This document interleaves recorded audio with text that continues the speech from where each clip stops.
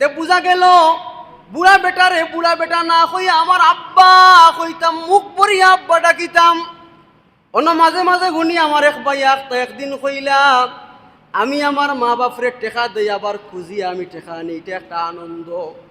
বাপর গেছে খুঁজি আমি বড় হয়ে গেছি, আমি এখন রোজগার হয়ে গেছি, এর বাদেও আমি আমার আব্বারে কই আব্বা আমার 100 টাকা দেও 200 টাকা দেও রে ভাই, এটা একটা আনন্দ।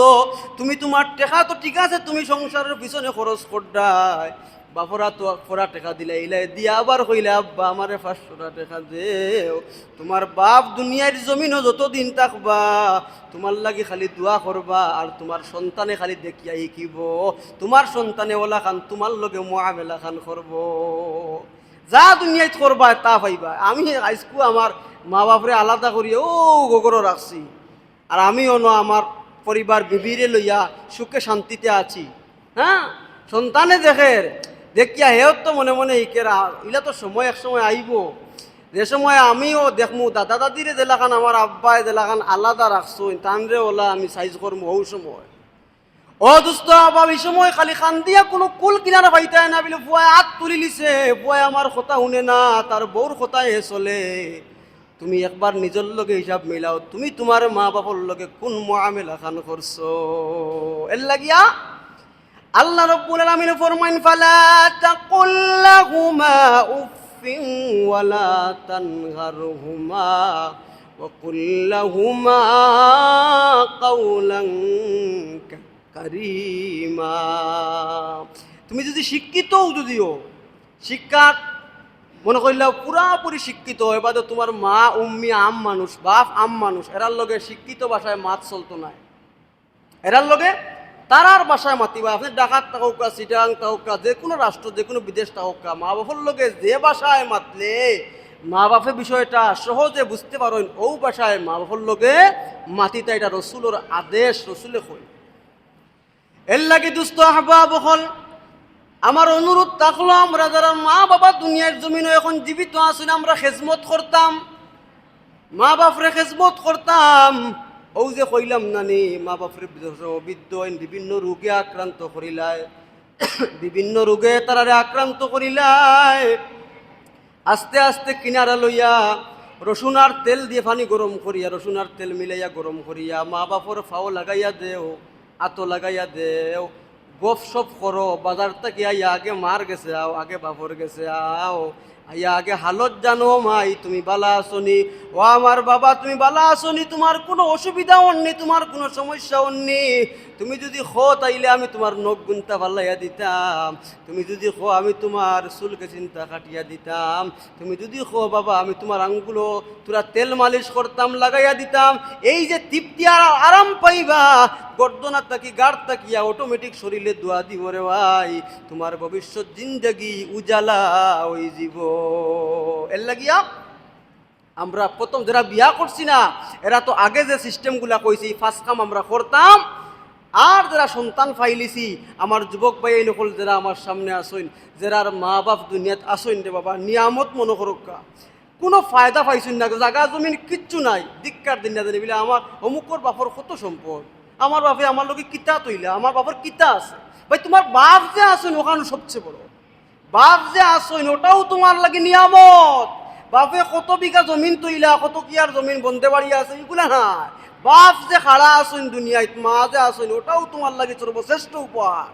যারা নাই মা বাবা এরা দিকাইয়া দেখোকা কত কষ্টে তারার দিন যার, ওই যে বারোইয়া যাই আর ওবাই হবাই দিয়া মা নাই বাপ নেখারে কইতাম, আর মা বাবারে যদি কইয়া ওবাই দি বারোইয়া যায় এগু একটা গ্রান্ট হয়ে যায়, মা এখন যাও বাবা আল্লাহর হাওলা, ভাই আল্লাহ আপনার এখান কুদরত তাকিয়া বিপদ আপদ থেকে বাঁচাইয়া আল্লাহ সই সালামতে রাখবা, কারণ দুয়ানো লই লিছো মার গেছ থাকি বাপর গেছ থাকিয়া। এর লাগি যারা মা বাবা আমরা আসইন দুনিয়ায় আমরা চেষ্টা করতাম আল্লাহ কেউ আসতে, মা বাপ একবার দুনিয়াতে গেলে গিয়ে এতিম হয়ে যাবো, আর জীবনে পাইতাম না। যতক্ষণ সাধ্য ওই সাধ্য অনুযায়ী আমি আমার মার সেবা করতাম, বাপর সেবা করতাম, কত দিন কত হাজার হাজার লক্ষ লক্ষ দিন আমার মায়ে মুখে তুলি আমার ভাত খাওয়াইছ, বাপে খাওয়াইছ, আমি একটা দিন খাওয়াইছিলাম নি। এখন যে তারা বৃদ্ধ হইয়া শায়েখে ফানি হয়ে গেছেন, 3 মাথাওয়ালা হয়ে গেছেন, আতেওয়ালা খাফে একটা গ্লাস ধরতে পারেন না, দেখুন জানি মুরব্বী এখন শরীর এনার্জি নাই, বয়স হয়ে গেছে, গ্লাসে গো আতলার বাদে তোর তোর হইয়া হাতে খাবে মুখও দিতে পারেন না, এখানে দেখুন না আপনি দেখুন না এই জিনিসটা, আপনার বাপে গ্লাস দিয়া পানি খাইতে পারে না, মা খাইতে পারে না, ভাই তাড়াতাড়ি খাওয়াও নিজাত দিয়ে, তোমার এনে খাওয়াইছই। তারা এখন আবার শিশু ইজিরা আস্তে আস্তে, আল্লাহ কইনি কান আমি পয়লা শিশু হিসাবে দুনিয়ায় দেই, এর বাদে আবার যুবক বানায়, এর বাদে আবার যুবকের সারা শক্তি হারিয়া নিয়ে আবার শিশু বানাই দে। আল্লাহ কই রাইকা ঠিকও দেখা যায় তোলা পয়লা ছুটো, এর বাদে শরীর শক্তি আয়, এর বাদে আবার আগর মতো, আর বাদে এসে এমন বয়স যদি হয় হুশ যায় গিয়ে আর আত্মীয় স্বজনদের সিনানি লাগে, আর একজন মানুষ ইয়া ও আপনার নাতি আপনার বুয়া 2 নম্বর বুয়া 3 নম্বর বলা পরিচয় দেওয়া লাগে। এর লাগিয়া মা বাপ আপনার যারা আসইন দুনিয়ায় আমরা এরার খেজমত করতাম, আর যারা মা বাপ দুনিয়ায় নাই এরার জিয়ারত করতাম, কবর গিয়া দোয়া করতাম, আল্লাহর কাছে চাইতাম রব্বির হামহুমা কামা রব্বায়ানি সগীরা, আল্লাহ তাআলা কবর আযাবরে মাফ করিয়া দিবা। আল্লাহ তাআলা আমরা তৌফিক দান করুক। সংক্ষেপে আমি 2-3টা প্রশ্নের উত্তর দিলাই, সময় আসে। জুমার নামাজ কত রাকাত ও কি কি, কত রাকাত পড়লে নামাজ আদায় হবে? জুমার নামাজ আমরা জানি প্রচলিত কিছু কথা আমরা মাঝে প্রসিদ্ধ আছে, যেমন জুমার নামাজও আমরা ইয়া এড করি দুখুলুল মসজিদ তাহিয়াতুল উযু। এগুলা শুধু জুমার লাগি না, এই তাহিয়াতুল উযু যেটা এটা হর হামেশা আপনি উযু এখন পড়ছেন, আপনি এই মুহূর্তে পড়তে পারেন, উযুর পানি থাকতো আপনার শরীরে লাগাইলে আপনি নামাজ পড়তা। আর দুখুলুল মসজিদ আপনি জুম্মার দিন ছাড়া যে কোনো দিনও মসজিদও হামাইলেও দুখুলুল মসজিদ নামাজ আপনি 2 রাকাত পড়তা, এটা মুস্তাহাবি একটা আমল। কিন্তু এগুলারে অনেকে জুমার নামাজের রাখাতর লগে নিয়ে হিসাব মিলাই না, আসলে জুমার নামাজের রাখাতর লগে এগুলা সম্পর্ক নাই, এগুলার সম্পর্ক হর হামেশা হর রক্ত, আপনি যে সময় পারেন এই সময় পড়তা। জুমার লগে সম্পর্ক হইল কি পয়লা খুতবার আগে জুমার কাবলাল জুমা সুন্নত 4 রাকাত, এগুলো লগে সুন্নতে মুআক্কাদা ও পয়লা 4 হিসাব। এর বাদে জুমার ফরজ 2 রাকাত হইল 6 রাকাত, ফরজ নামাজের বাদে 4 রাকাত নামাজ বাদাল জুমা এগুলো সুন্নতে মুআক্কাদা ও হইল টোটাল 10 রাকাত। এগুন না পড়লে শাস্তি আছে, এই 10 রাকাতের হিসাব পাইলাম, এগুন পড়া লাগবো লাজিম। সুন্নতে মুআক্কাদা ছাড়লে কবিরা গুনাহ, আর ফরজ ছাড়লে তো আর ফরজের গুনাহ অবশ্যই আছে। এর বাদে জুমার নফল আছে 2 রাকাত, এগুলো হইল এক্সট্রা, কিন্তু এই 10 রাকাত মাস্ট বি আপনি পড়াও লাগবো, না পড়লে গুনাহগার হইব। অনেক মানুষ বলে গাড়ি বা দোকান আমার রিজিক সম্পর্কে কথা, অনেক মানুষ শিরিক করে, এগুলো শিরিক। আল্লাহ কইন ইন্নাল্লাহা লা ইয়াগফিরু আন ইউশরাকা বি ওয়া ইয়াগফিরু মা দুনা যালিকা লিমান ইয়াশা, সব ধরনের গুনাহ আল্লাহ মাফ করে দিবা, কিন্তু শিরিকর গুনাহ মাফ করতে নাই। আমরা সমাজে আমরা বুঝি না রে বা, এমন কিছু কথা হল কইও দোকান খান তাকায় আমি আছি, ওবা আমার ফুয়াগুতা তোমার লগে দিলাম, আগে আল্লাহ বাদে তুমি, শিরিক শিরিক শিরিক কেন হয়তো বুঝিয়ান না, কিন্তু কি খুব মারাত্মক শিরিক কবিরা গুনাহ, আগে আল্লাহ বাদে আপনি।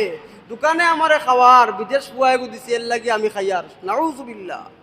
আল্লাহর হুকুম হইছে বুয়া বিদেশ দিছি, বা একটা নেক আমলু বালা বা একটা বড় খামু বালা, অমুক ছাড়া হইল না, অমুকের মাধ্যমেও শিরিক।